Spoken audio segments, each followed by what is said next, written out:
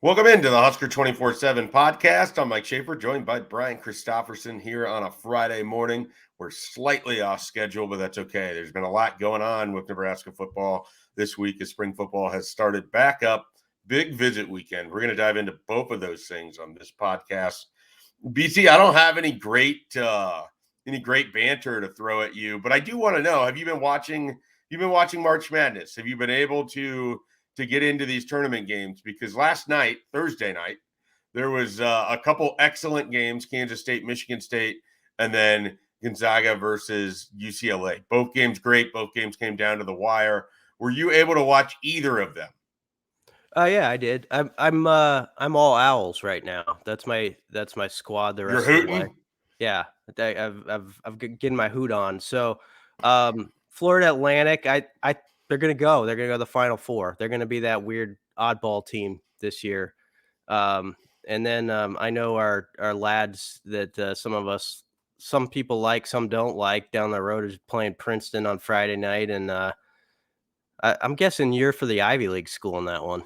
Yeah, I don't think Princeton's going to win. So I guess the gross part to me is I don't want to spend too much time on this, but I have no interest in Alabama having any success this year with everything going on. So that setting up that Alabama Creighton game is like a hold your nose kind of thing to me. And I don't know. I don't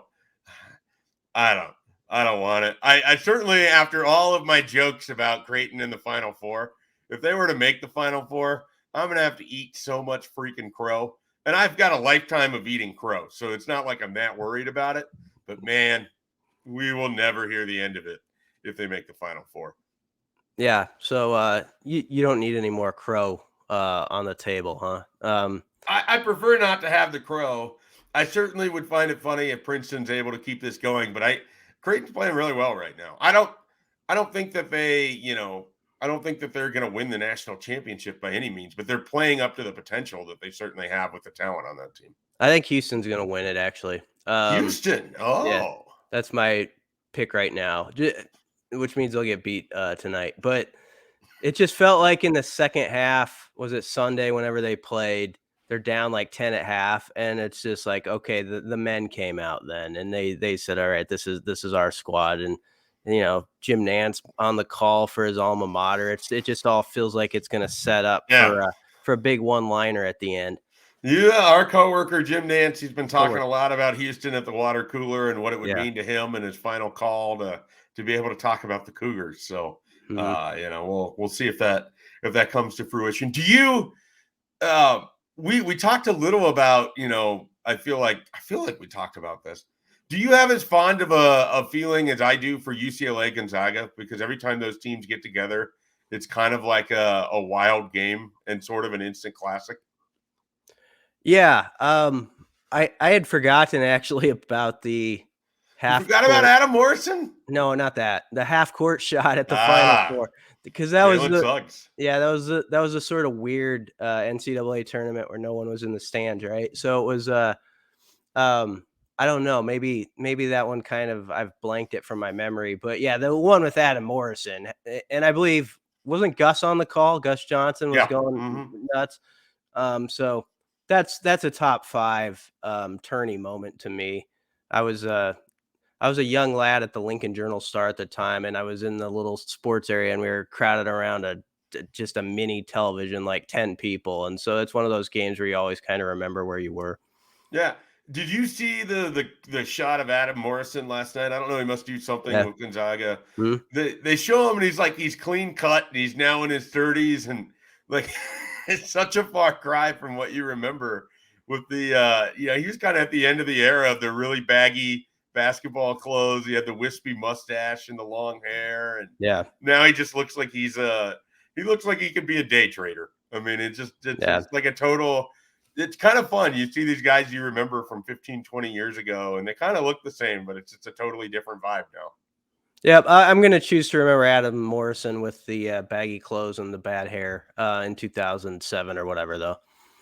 It's older than 2007. I think it was like 2004. Is it that old? The other Gonzaga player I always remember is Dan Dickau. Do you remember him? He was he had kind of smooth jumper, and he would always get these shooters bounces. So those are my probably two favorite Gonzaga players.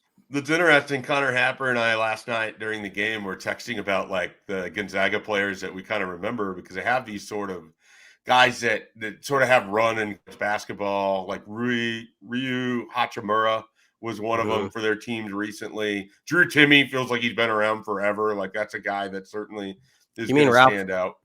You mean Ralph Cox from Miracle? You ever notice those?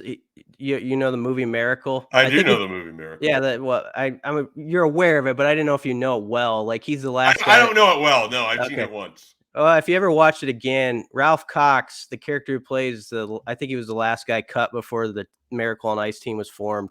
Drew Timme's a dead ringer for him. Do you think Drew Timme uses that as motivation, that Ralph Cox got cut and he's never going to allow himself to feel that kind of pain? That would be a good like day before a Sweet 16 game type of story. I bet it's not the case, but if he got up at the podium and said that, a lot of writers would appreciate it and roll with it. Is Miracle one of your favorite sports movies? Yeah, probably. I've overseen it now, so I don't really need to see it again, but I probably have seen it 20 to 30 times. 20 to 30 times. I bet that's right. Yeah. That's probably Blue Chips territory for me, and Major League. Like those are the two movies I think I've probably seen the most of any movie ever made. Miracle is in that category for it. It's like just was on TV a bunch, or you just sit down at your Zenith and you put on your Miracle on your Blu-ray player. That, and our family, our extended family, has a cabin in Minnesota, and there's an old DVD player, and we only bring up like 10 DVDs, and Miracle's one of them. So it ends up getting played like during the week-long trip at one point every year. So I think if I counted every year, and then one other time maybe off to the side that year in Nebraska, it's about 25 times I've seen it. Go ahead. That has the scene where Kurt Russell as Herb Brooks just does the again thing, right? Yes. Like they again, right? Yeah, Well, they tied like Norway or somebody that wasn't going to get it done in Lake Placid, right. So he had to send the boys a message, and the doctor's like, "No more, Herb, no more." He's like, "You got to stop," and Herb's like, "Again." And finally, Mike Eruzione, at least in the movie, says, because they're all saying, "I play for Boston. I play for the Gophers. I play for the North Dakota." And finally, Eruzione in that moment says, "I play." He's out of breath, "For the United States of America." And then and Herb doesn't have to blow the whistle anymore because he's got them. He's got the boys. They know what it's about now, and we're going to go do something that nobody expects. And I'm all in on it then. Do we think Matt Rhule can have that kind of moment with Nebraska football so we can tie this all the way back to where we're supposed to be? Yeah, let's get it moving toward that. I didn't expect to try to do a imitation of that was great. Playing Herb Brooks. But people are probably going to submit movies for you to do imitations of going forward. No, let's not get The Godfather is going to be the next one, and you're going to be Marlon Brando, and I'm going to love the hell out of it. Yeah. Apparently what we need to learn, this could segue in, is to how to play pickleball, because Matt Rhule apparently is quite good at it. I played in high school. We had a pickleball unit in PE. Yeah. It was like it was 20 years ahead of its time, but we were playing pickleball in Columbus. It's a fun game. It legitimately is a fun game. Friend of the podcast, Todd Peterson, wants us to play more pickleball, I'm sure. But yeah, I legitimately want to get Keith Mann to authorize a tournament where we'd put together, each media outlet submits their one person, because there's 75 media outlets now, and we can't have everyone having 2 or 3 to be too big of a tournament. But everybody submits their one, and they go play on behalf of their outlet, and then the winner of the tournament gets a one-on-one shot with Matt Rhule. We can make it for charity or something. Yeah, it'd be great. They submit 1 or 2 people that can play in the tournament. That sounds like how we should actually do media access to me now. But anyway, that's another subject. We'll save that one for another podcast. Stuff you shouldn't say on air, but I kind of think that. Anyway, let's go on.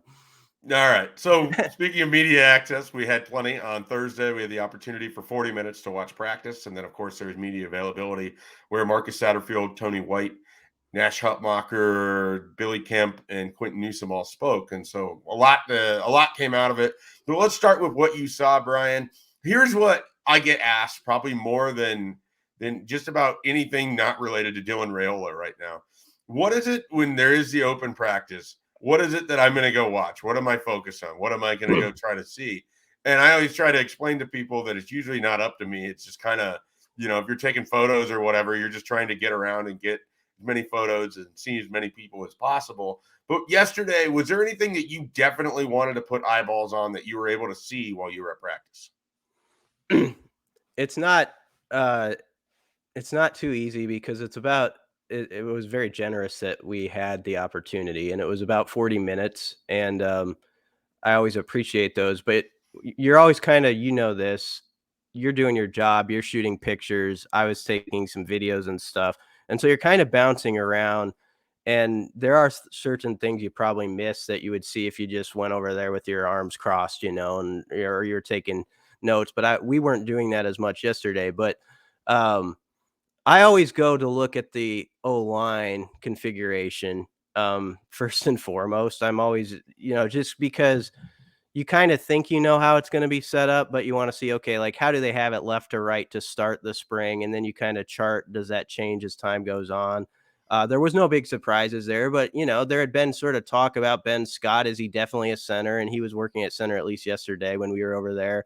And Piper was the left guard, and I believe Nuri was at right guard, and then you had Corcoran on Ben Hart as the bookend tackle. So that is something I looked at. And then the new guys, I'm always curious, just like what they look like up close, because it's always felt like, you do these interviews with them, but then you actually get your eyes on them. And I will say that, when you're talking about like Chief, we talked about it on our walk to the stadium afterwards, like Chief Borders is a guy who's just got a presence about him. He's such a big dude that you noticed him immediately. Yeah, he just like that's always says something when you're like that guy on a field of 100+ football players. You're kind of like your eyes gravitate toward him as just like how he's put together. But a few of those guys, like MJ Sherman, I think looks like that, and Elijah Judy looks like a formidable guy. And then I guess I noticed the really hands-on coaching. It's I guess what you would expect, but it's like Rob Dvorak showing a drill, and he's got the guy like right there, like and he's doing it with them, and just the way he's instructing piece by piece how we're gonna do this, and Matt Rule's kind of looking on like 10 feet away. It stood out to me how specific they were in their teaching at some of the stops as I popped around. And so we'll see where it goes. But and it moved fast. It was you would have to say from station to station there was really no pauses. It was just boom, boom, boom. And so there's not much time to catch your breath. That thing's moving. Yeah. You mentioned putting eyes on people.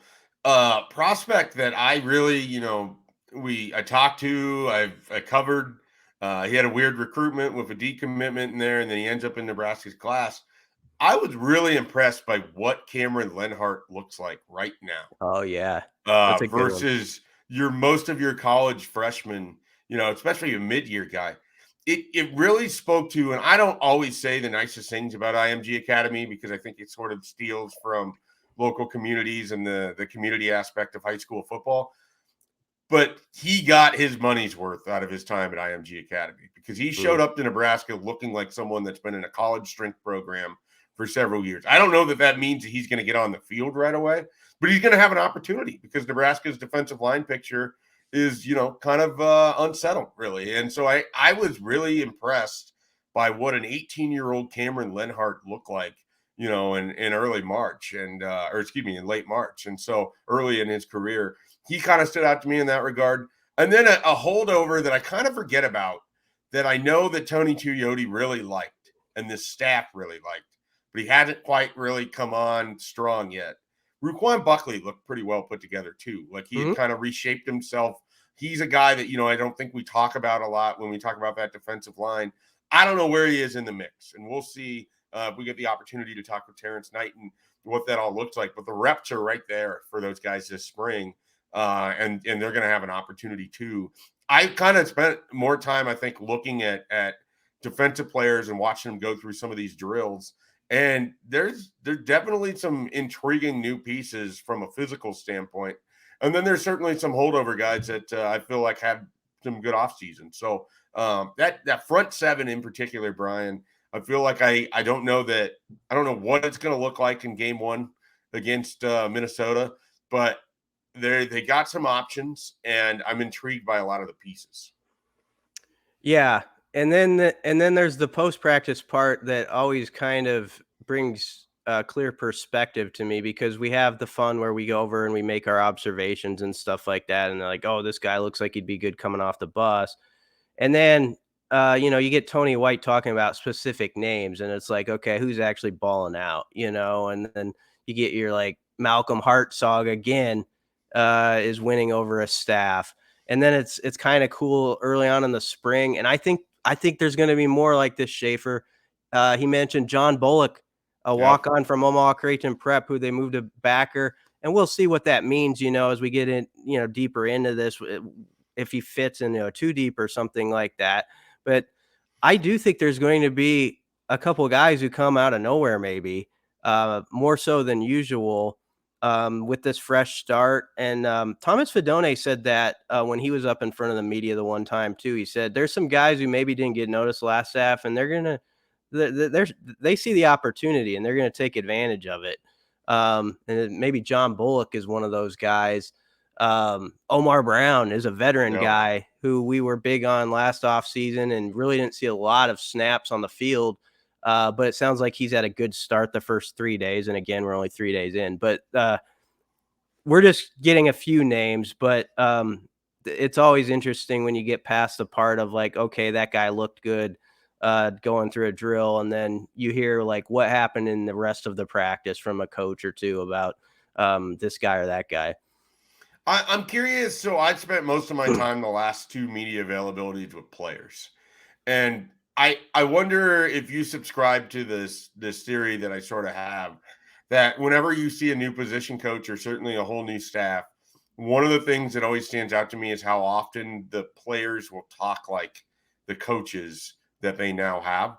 And I feel like we've seen some pretty strong examples of that with guys like Nash Hutmacher, Ethan Piper a little bit here early on. And what I mean, Brian, they've spent a lot of time talking about standards, but they've also talked about it in the sense that it is very apparent, I think, to the players that the staff wants a specific standard, but it only really matters to them if the players take charge of it. Like they have to have that accountability aspect of it. And so when Nash Hutmacher was talking yesterday, and he was talking about, that there's a standard that they have to have at every practice. And he said it in something like this, where it's a standard that the coach has set, and then he reset himself and he goes, it's a standard that we have to keep. I think that there is a tonal shift, at least early on, as they get used to this staff, that we're going to start hearing them talk a little bit more like a Matt Rule or like a Tony White or a Marcus Satterfield or their position coaches. And you sort of noticed that with some of the position coaches sounded a little bit like Matt Rule. Like, I think that's how a coach has his stamp on his staff. There's a lot of these guys sound similar when they're talking to the media, and now we're starting to hear that with the players. Yeah, that's a good point. And Tony White talked about, right now it's not so much about X's and O's. It is about a mentality and like establishing this is how we do things, and this is how you put stuff on tape, and you got to do that every day. And so I think there's some truth to what you're saying. It does sound like you're starting to hear some things get echoed, and that's always encouraging. Yeah. We've gone at least 10 minutes talking about the start of spring football without even mentioning the quarterbacks.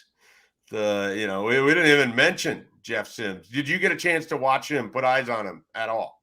Just a little bit, but it was sort of basic type stuff, important stuff, but stuff where you working on his dropbacks. Yeah, if you took like video of it, everybody's not gonna like jaws aren't gonna drop. We didn't get to see him throw one like 55 yards down the field, or anything like that. But he's definitely He's got a good look about him, which Yeah. I expected. I watched him play a little bit when he was at Georgia Tech, which, by the way, has great uniforms, Georgia Tech. Whenever we, of course, have to use photos from his Georgia Tech time when we write stories about him, and I always think it makes the site look pretty good, like just those Georgia Tech unis. You like that navy and gold kind of setup there? Yeah, it's great, Or and not even necessarily gold, but navy and yellow. Even when they wear their road whites and with the way it plays off, the gold splashes off of it, it's just a nice look. But Jeff Sims also makes it look good, back to him, because he's 6'4", 220, and he looks every bit of that. So that's all I could say about it. Is you see him up close and you get exactly what you were sort of sold, on the measurements and all that. Yeah, I was kind of struck because for me, even just beyond knowing what he kind of looked like and watching him play a little bit when I watched Georgia Tech, though admittedly a lot of it was early in the season against Clemson and teams like that, I was kind of struck. He reminded me from a physical standpoint, like he's kind of broad, like Adrian. Like those guys just had like a different look to him than even, Heinrich Harburg's a big guy, but he's a little bit more narrow. Like you just have Jeff Sims, and it just reminded me a little like he could be a little bit of a tank when he runs the ball. I think if that's something that they want. Now he has a little injury history, so I don't know how often you want him running it, but it's a little more put together than I even kind of realized, I think, when I first was able to take a look at him. I didn't watch any running backs. I can't speak to A.J. Allen's day, though I know that's been a big topic of conversation. And I did not watch any wide receivers, but I did talk with Billy Kemp. One of the interesting things with the transfer portal to me is that we kind of think that it's just super easy for these guys to leave a program that they've been at for 5 years, show up somewhere else, and it's just going to click immediately. And, Billy Kemp said it's been a transition. Like, you got to get used to the verbiage. You got to get used to different sounding assistant coaches with different ideas of what you're trying to do. You got to get used to different quarterbacks throwing you footballs and where the ball placement is going to be or where you need to be. In addition to learning an offense, learning your teammates, and trying to fit in an entirely different environment. I thought that was kind of an interesting conversation. I still think Billy Kemp is going to be a pretty important part of this offense. I think that, he and Marcus Washington right now are your clear-cut top wide receivers. And I think he wants that, but he also knows that he's got a lot of work that he needs to put in to really put himself in that position. Is Billy Kemp, I'm trying to think if I'm missing obvious ones, but would he be most obvious to you as far as new guys? You're like, he's definitely important without even having to think too long about it. Yeah, because of the position he plays and the need that they have for production there and his history of production. I mean, he has more yards and catches than everybody else in that room. I mean, coaches also, the way they just talked about him, the couple times he's been brought up, it's been like, yeah, he's a guy. Like, it's kind of like they know what they're going to get from him already. And I don't think they've been disappointed. So it was cool seeing him up there. Quinton Newsome was also up there and had a good session with the media. I think he's, he acknowledged, as you would expect, like in December, think about it from his shoes. You've been Travis Fisher and him were very close. Mm-hmm. He'd been in this program for 4 years. A certain way of doing things. You've kind of set your feet in the ground as one of the main guys with that staff. Like, he was brought to Big Ten Media Days last summer and all that. And then you got to kind of go do it all again. Like anybody would be a little maybe anxious about that. But it sounds like over the last few months, he said that him and Coach Matt Rule have really kind of bonded pretty well. And Evan Cooper sort of has put the same sort of challenges in front of him that Travis Fisher used to. And I think even Cam Taylor-Britt would put it in front of Quinton. It's like, it's your time now to be that top dude, like amongst the top dudes in the Big Ten and even the country. That's where you got to set your sights now. You keep climbing the ladder to this point. Now it's time to go up a couple more rungs. And so he's pretty determined. He lost his number 6 because there's no single digit numbers over there right now. I kind of love that. I don't know why. I just sort of love it. Like, give him a carrot, make him chase something. Yeah, that was no big deal to him. He gets what's going on and understands that, but he's number 15 and he says, yeah, I want my 6 back, so that's the first step. And then being, I guess, all Big Ten and one of the Thorpe Award winners, the steps that come after that. But Yeah. I think he's going to be pretty good. And I think Evan Cooper, if you go back to his January session with the media, he said, there's some guys in this room that don't look too much different than the guys that I was with, like in Carolina. And so he thinks he's got a couple of guys who can play on Sundays in there. And I presume Quinton Newsome is one of those he's talking about. Yeah, last year I think I'd surprised some people when I was talking about Quinton Newsome potentially being the player on Nebraska's team. And I think he has that potential. Like, I really think he could be a lockdown corner. I think that he can take away a side of the field for you. I love his willingness to come up and tackle. He's not afraid to be physical, which is a big part of having to be a defensive back in the Big Ten. I mean, you either have to be able to provide run support or you're going against bigger wide receivers. So you have to be able to get them to the ground if they get to the ball. So I look at Quinton Newsome as kind of a guy who's really made himself a total package as a corner. And, he easily could have left to go to a different program. He easily could have left to seek, an opportunity in the NFL. But I made the right decision to come back and to really kind of, build. And I think having a different voice than Evan Cooper, someone who was just recently around NFL defensive backs, I think that's really going to be helpful for him. I mean, because, Carolina had some of the better defensive backs in the country for the NFL and what, J.C. Horn. So, I mean, Evan Cooper knows what it's like to have a really good corner. I think he's going to get quite a bit out of Quinton Newsome. I think he's a guy that pretty excited about, to be honest, going into next fall. Did you get to see the tight ends much?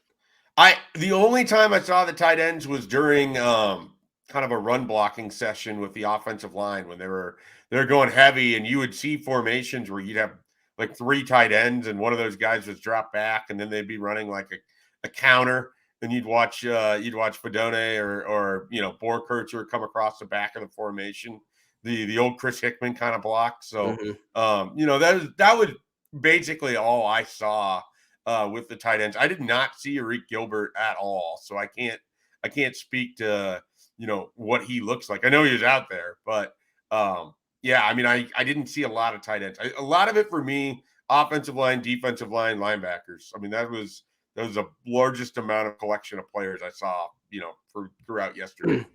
Yeah, I mean, Gilbert, I did go over there a little bit, just what you expect. I mean, he's between 270 and 280 is what Satterfield said, but moves he moves very well. And he's the thing that's important is what Satterfield said in the post practice about he's really fitting in right now, doing things on the field and off the field just really well, and it's just keep going, and because he's got all the potential in the world. I mean, you go back to what he did his first year at LSU. I mean, he was receiving a lot of attention from defenses even as a freshman, and still piled up very good numbers that a lot of like upperclassmen tight ends who have been in college football for 4 years would take. So what's out there for him if he puts it all together. And it seems like, at least so far, sort of this reset in Nebraska has been working out from what we've heard. So that's good. And, Fedone is obviously determined, and he was out there in a normal jersey too. I don't know how much Rule's letting him do when we're not watching, because he said he wanted to be cautious with them because you guy with 2 ACLs, you got to be careful. But the way that Satterfield talked about the tight ends, and even using 3 tight ends sometimes in certain packages, going to 13 personnel, he's going to have a lot of fun with those guys. And Bonner is going to be a guy. Aaron Bonner. Yeah. People got to keep an eye on. He's come up a couple times, and he's really bought into how they're using him. It sounds like as a hybrid guy who can do a lot of different things. And I think they're pretty excited about at least their early impression gives them excitement about what could be if it follows a certain track. So you were talking about tight ends there. I know you were at Pro Day on Wednesday. How sad do you think Chancellor Brewington is that he can't be part of this Oh, group? really? Because he would have been a really intriguing piece, I think, for Satterfield. Yeah, it was too bad when he talked about it. He did appeal for a 7th year, because he had 2 injury seasons at Northern Arizona prior to coming to Nebraska. One of them fell, though, during the 2020 COVID year, which everybody got. Right. And so they're like, no, that doesn't count because everybody got that year back. And so that is what took it off the table, it sounds like. But there's no question he said he would have come back. He just loved playing here. He loved being around the guys. He's like a big brother to Javen Wright, basically. Is really hopeful that Javen's going to take off. And yeah, he would have been. I think this staff would have had some fun with Chance too, because he's just a all buy-in guy, and he had a really good pro day, by the way. I don't know what it'll. I hope it gives him an opportunity at least, because he ran I think it was a legit 4.4's time. I don't think that was. I thought he was you hear it's like, oh, I heard this, and it's like it was actually a 4.6 or 7. If not, it was 4.5s. I bet low. He was fast, and he did everything really well. And I think had a 36.5-inch vertical. And I mean, that what he was like as a blocker and his want to with that stuff.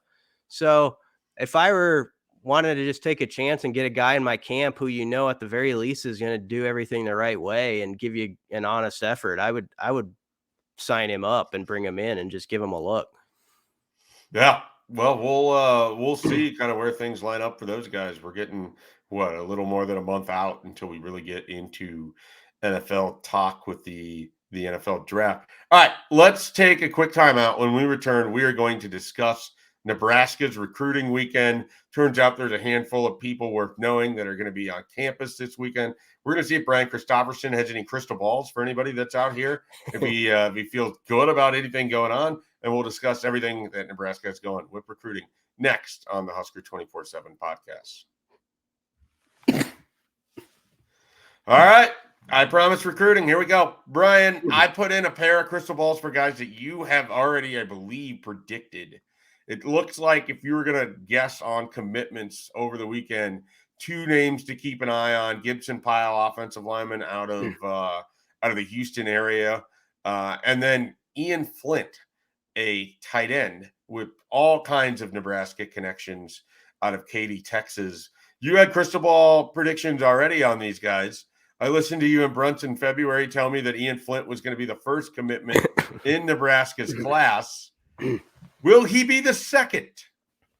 I mean, I think he's as good a guess as anybody. It's always I could see that happening this weekend, but I always am cautious. I don't want to be put that out there and then he doesn't want to decide yet, and it's like, oh, okay, and whatever timetable works out for a guy and his family, leave it up to them. But yeah, I've always thought because of his deep connections, I get emotional talking about it. Yeah, you're getting choked up here. Yeah. In a minute, I can take over for you. Yeah. No, I'm good. I'm good. I think I got it now. But it was just the emotion of talking about Ian Flint's and the family's deep connections to Nebraska football.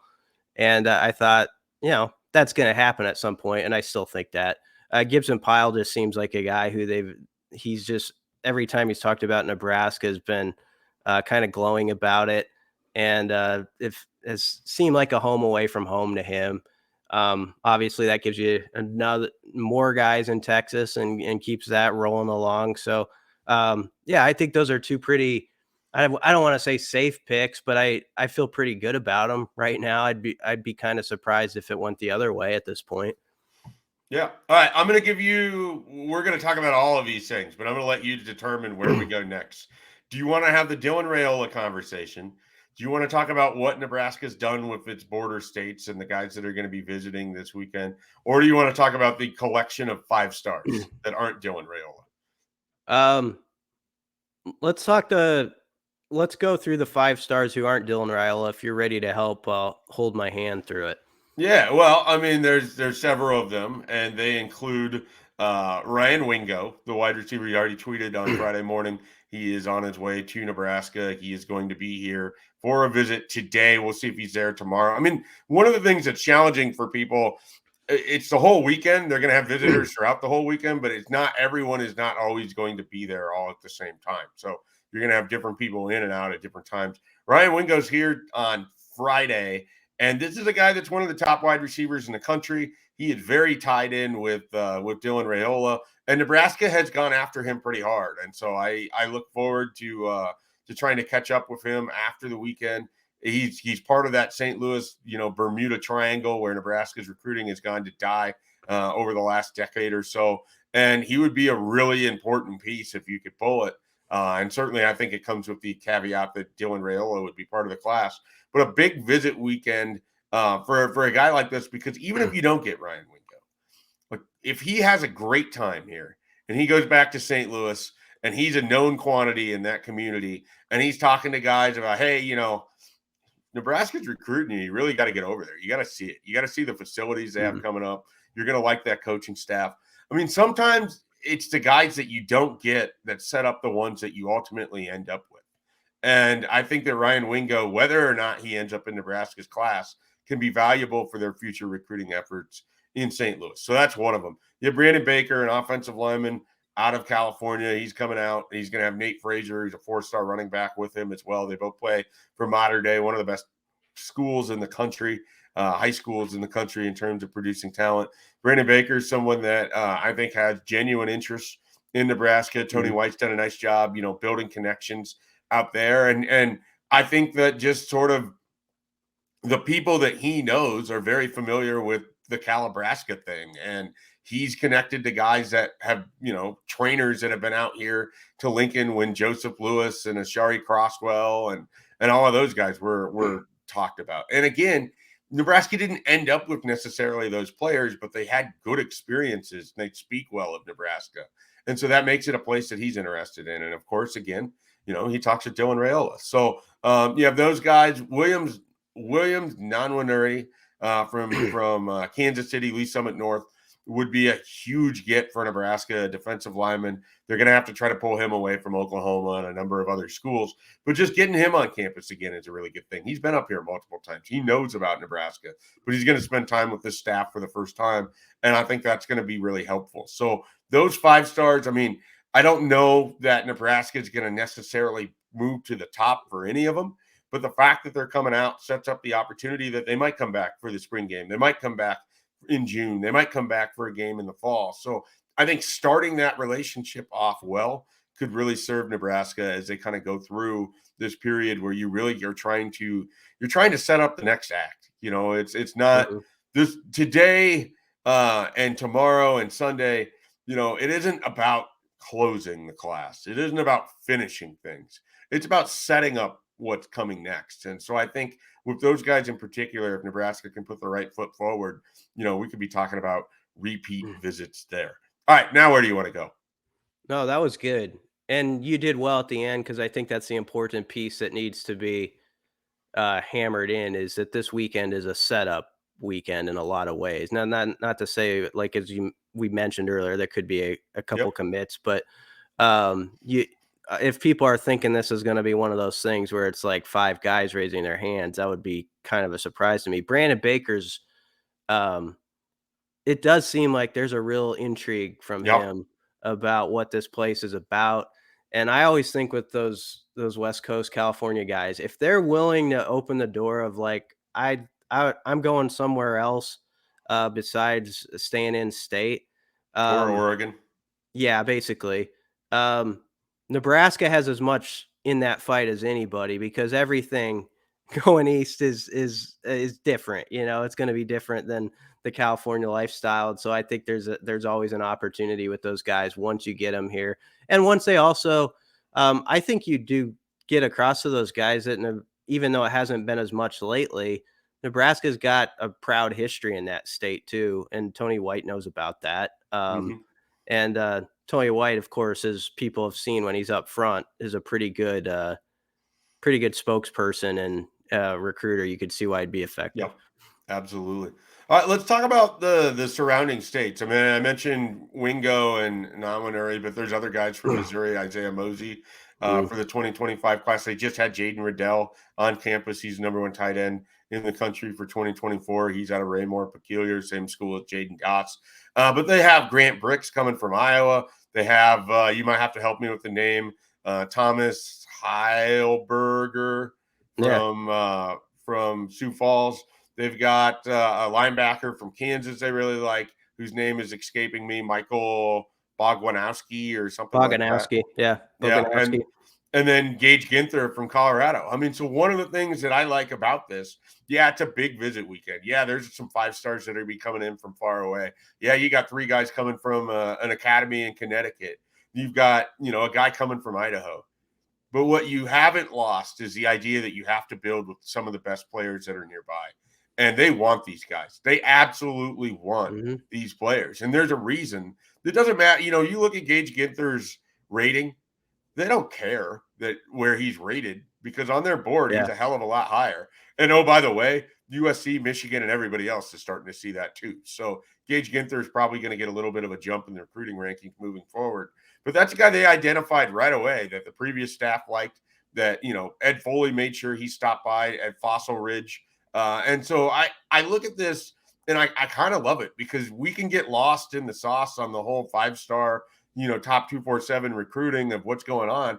They're also doing a hell of a job of making sure their top targets that are right next door are coming for a weekend like this. And they're going to give them a good experience. And then they have the top 4 players, or not necessarily the top 4, but they have 4 of the best players in the state for the 2024 class as well that are going to be here. And Carter Nelson, Caleb Benning, Davon Hall, Isaiah McMorris. I mean, so it's what I like about it is, when we got into the Calabrasca thing and everything was about these guys from California or everything like that, it felt like sometimes it was at the expense of the more local recruiting of having success in the states nearby and everything else. I think the staff is hitting it on both fronts, Brian. I love seeing some of these names that are on this visit list because these are the guys that could get here multiple times. If Grant Bricks has a great weekend, he's probably going to be back for the spring game. Same with the guys from South Dakota and from Kansas. Isaiah Mosey, if he has a really good time, you're setting it up for 2025 moving forward. So I like that. Like I think that it also matters that in addition to the star-studded aspect of the weekend, they're doing work nearby too. Yeah, and what really counts is that those guys over the course of the weekend, and I believe this will be the case, feel that like, yeah, on the outside there's the Raiola storyline and it overtakes everything, but inside these walls with these coaches, that's not the case at all. Like it's all important, and I'm just as important and a big piece of this. And I think you nailed it. They've, I think, gotten that across to guys, and not to downplay it, some of those guys are excited too to be connected to a weekend like this. Sure. I know there's been quotes where, like it is exciting, like, oh, the number 1 recruit in the entire class is there too. You get to know him a little bit and how that kind of fits. And so I think it all can play together. But some of those in-state guys are pretty important. Like, Caleb Benning, like, obviously a legacy player. And I always think back to, he was injured throughout. Yeah, you can throw the legacy thing out. You let him stand on his own merit. That game that you're about to talk about. Yeah. He was out for 6-7 weeks. And then against the best quarterback in the state, he baited him into multiple interceptions. Great interceptions. Like the type of picks you could go through a guy's full season of huddle film and not find two plays as good as, he made like in a game like that was so intense. So that told me a lot of him popping back and just being that kind of playmaker immediately. And I really like McMorris at Bellevue West. I was watching the state title basketball game actually, and I love stuff like this. I love that he comes in on that loaded basketball team and he just watching him D guys up and the way he took pride in it, like even on that end of the floor on the basketball court. And he's just like you can tell he's really got his head on his shoulders well. And I really like that prospect. Yeah. I mean, what's interesting, a few years ago, Carter Nelson would have been like the headliner of a weekend like this. And it kind of feels like, he's coming back again. I think his relationship with his staff is really good. I think they're in a great spot for Carter Nelson, but it almost kind of feels like a bit of an afterthought for a guy that's, a really well-regarded tight end that has some of the best collections of offers that we've seen in this state. And so he's going to be here as well. Davon Hall, someone we've been talking about since his freshman year at Bellevue West. He's got an opportunity to kind of connect with the staff. And that one's important, I think, for a variety of reasons. I don't think he had a great junior season. I think he's got a lot to prove. This is someone who wants to be the number one player in the state. It meant a lot to him when he was rated that way, and now he's kind of lost that. So I'm curious what his attitude is going to be like, and he needs to make some real headway, I think, with the staff, because he was really a Mickey Joseph guy. Like, he felt very strongly about Mickey Joseph, and when Mickey Joseph wasn't retained for obvious reasons, I think some of his interest in Nebraska diminished a little bit because of that. And he does have opportunities at places like Arkansas and Penn State and others.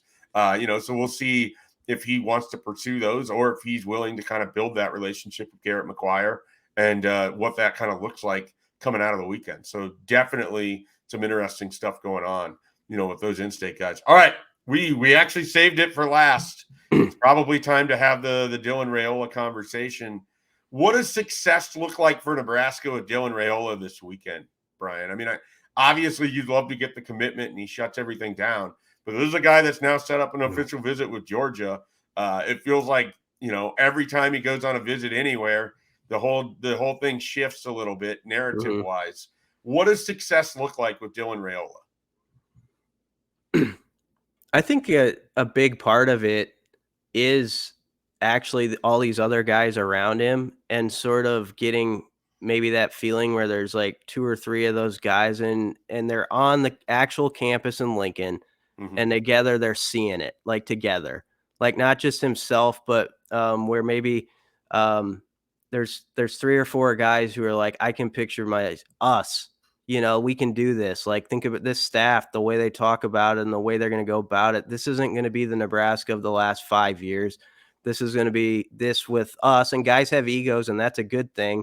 I can help change this. I can make this the proud program that it is. And I mean, Nebraska, the facilities and all that's going to speak for itself. And Dylan already knows all about that. So I think it's now to that point of he's got good relationships with the staff, but I guess I do go back to with the fellow recruits. If you can build a few of those in the actual location, and just think, I see it. Like, I see how this can work here, and we can do it together, because I can't do it by myself. It's going to take these other guys.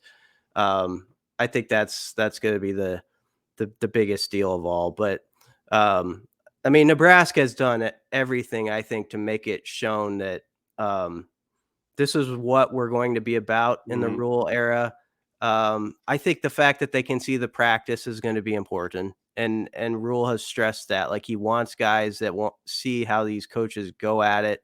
And some are going to say, not my cup of tea, maybe. And there's others who are going to raise their hand and say, yes, that's it. They're pushing the way I want to push. And so I think this staff feels good about putting on display how they go about it between the lines, and you can take it or leave it. Yeah. So I think that's going to be a big part, is when they see the practice. I'm guessing on Saturday morning. You were there for the basketball game that Dylan Raiola was at during his boys' trip.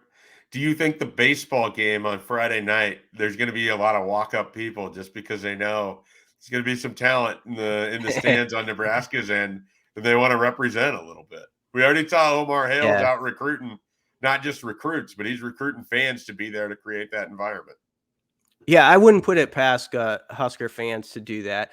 But that's a real thing too with recruits. I mean, even Satterfield was talking about it in one of the interviews. I think it was one of the radio interviews, about how the staff was at the Nebraska-Minnesota game. Was that the one Raiola was at? Yep. The Nebraska-Minnesota basketball game. And we could take this for granted sometimes, but that was basically a full house. Nebraska was playing pretty good basketball, but they're like a 500 team, maybe trying to get to the NIT. Minnesota stunk it up. They won 2 games. It's a game at any other college place. There's like 5,000 people there, 4,000. Dana Altman thinks you overestimated. Yeah, it's kind of a drag, like, it's nobody's really that into it.